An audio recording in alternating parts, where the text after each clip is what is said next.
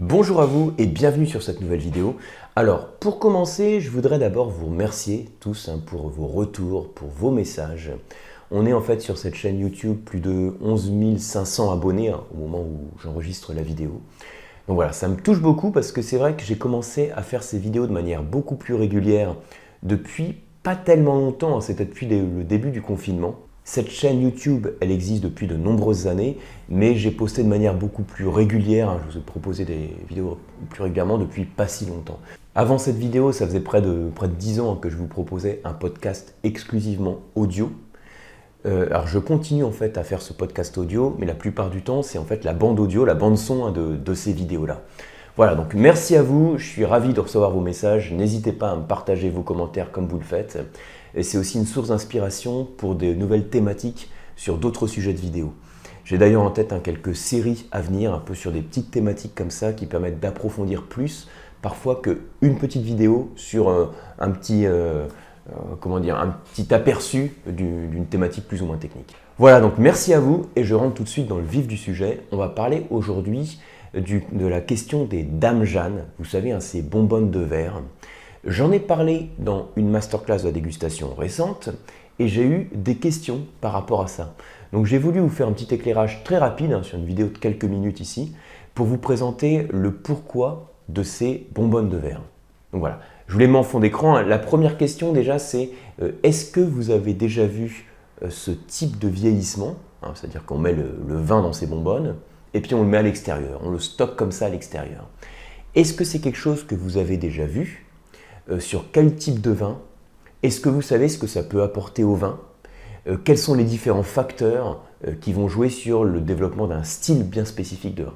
Voilà un petit peu toutes les questions qu'on va avoir en quelques minutes. Alors, pour vous expliquer de manière simple, je vous ai fait un petit schéma ici. Alors, excusez-moi pour le schéma qui est pas super bien fait, j'ai toujours un petit peu de mal avec le dessin. Normalement, la bonbonne, elle est censée être tout à fait normale. Voilà, là, l'ouverture est un petit peu décalée, donc vous l'aurez compris, c'est pas grave, ça va pas vous empêcher de comprendre les différents facteurs sur lesquels je vais insister. On a ici une bonbonne, et puis là, on a un trait de niveau. En dessous, ça c'est du vin, vous l'avez compris, et puis là, c'est un soleil. Voilà. Et le soleil, il brille, et puis il faut imaginer comme ça ces bonbonnes qui sont entreposées à l'extérieur. Il y a certains vignerons qui procèdent de cette manière-là.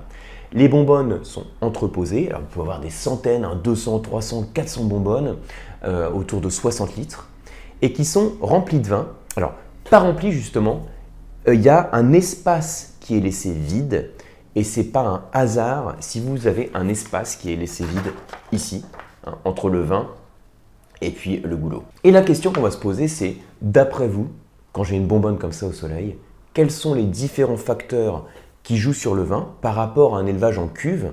Prenez un élevage dans un contenant inerte, typiquement la cuve inox. Quand vous avez un vin dans une cuve inox, il a un certain type d'évolution. Et quand vous avez ce même vin qui est mis dans une bonbonne de verre, il a un autre type d'évolution.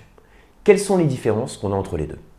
Eh bien, on va les lister. Premièrement, on a effectivement ce que j'ai numéroté comme 1, alors c'est ici plutôt, comme 1, la présence d'air qui est au sein de la bonbonne. Donc si le vin est en contact avec l'air, il s'oxyde. On est sur un élevage oxydatif. De manière générale, sur les vins classiques, on ne fait pas d'élevage oxydatif, on fait en sorte d'avoir des fûts qui soient remplis, on va les houiller, c'est-à-dire les remplir pour éviter les oxydations. Donc là, volontairement, on laisse de l'air, l'air est en contact avec le vin, et cette oxydation va favoriser le développement de certains composés aromatiques, notamment les notes de pruneau, de noix, de pommes mûres, de figues qu'on peut avoir aussi dans ce type de vin. Donc ça, c'est une première chose. Maintenant, on a dit que cette bonbonne, elle n'était pas stockée comme ça dans une cave, à l'obscurité, elle est dehors. Donc si elle est dehors, qu'est-ce qui se passe? Donc il y a un autre facteur qui va jouer, j'ai mis ici, c'est le soleil qui est là, et notamment la lumière. La bonbonne, on n'est pas sur une cuve béton qu'on a mis dehors, elle est en verre, donc la lumière traverse le verre, et donc cette luminosité, ces ultraviolets qui sont en contact avec le vin, va favoriser les réactions d'évolution du vin. Et ça va aussi jouer sur son oxydation. Autre point, il y a du soleil. Donc le soleil, qu'est-ce qu'il fait? Au-delà de la luminosité, il va chauffer. C'est le troisième facteur, donc je l'ai mis ici, chaleur. Voilà, oxydation, lumière, chaleur. Et la chaleur, au même titre que la luminosité, va favoriser l'évolution du vin. Et alors, il y a un quatrième facteur qui va jouer aussi sur l'expression, sur le style du vin.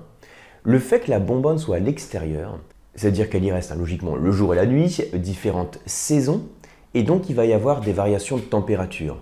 Des variations de température à l'échelle de l'année, quand on passe d'une saison à l'autre, mais aussi à l'échelle du jour, quand on a l'alternance du jour et de la nuit. Et quand vous êtes sur des journées beaucoup plus fraîches, le soleil tape, le vin chauffe, mais les nuits sont fraîches et donc on a des deltas de température importants. Et alors, en plein cagnard, quand on est comme ça dans le Roussillon, quand on fait ça sur des vins doux naturels du Roussillon, quand le vin passe à 40 degrés, voire 50 degrés, c'est des pics de température. Et puis, quand la nuit en hiver, il fait très froid, et ben, le vin se refroidit et on a des deltas de température assez hallucinants. Alors, ça veut dire aussi que tous les vins ne peuvent pas supporter ce type d'élevage. Quand vous mettez un vin dans une bouteille comme ça en plein soleil, il faut éviter de mettre un petit vin blanc sec plein de fraîcheur qui est fait pour être dégusté jeune, parce que là vous allez complètement le flinguer, c'est pas le but. Il faut un vin qui puisse aussi résister aux attaques des micro-organismes, des bactéries, des refermentations. Donc on a des vins qui sont riches en alcool.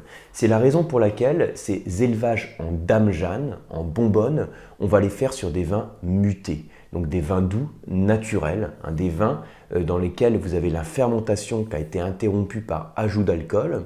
Donc c'est des vins qui sont riches en alcool et riches en sucre, et donc qui sont stables au cours du temps, qui sont en tout cas beaucoup moins vulnérables aux attaques de micro-organismes. Donc voilà le principe, je résume en 30 secondes les 4 facteurs qui jouent sur l'évolution d'un vin qui est placé en bonbonne de verre ou Dame Jeanne. C'est d'abord l'oxydation, puisqu'on a du vin qui est en contact avec l'air.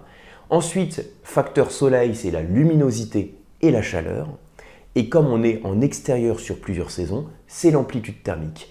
Et ces 4 facteurs jouent en fait un même rôle qu'un rôle d'oxydation pour développer ce qu'on appelle le goût de rancio dans les vins. Donc ces notes de caramel, de figue, de pruneau, de noix, de pommes mûres, d'épices, de sirop d'érable, toute cette complexité qu'on peut avoir dans ce style de vin.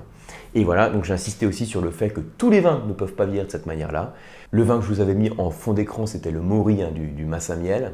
Il faut de toute façon des vins doux naturels qui soient suffisamment résistants. Voilà, donc mon but aussi au travers de cette vidéo, c'est de compléter la vidéo que j'avais faite la dernière fois où je parlais aussi un petit peu du thème de l'élevage oxydatif en continuité de la masterclass et suite aux questions que j'avais reçues. J'espère que cette vidéo vous a plu, que vous avez appris plein de choses.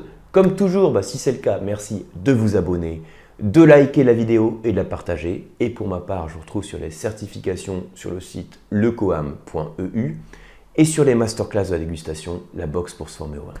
Merci beaucoup, à bientôt.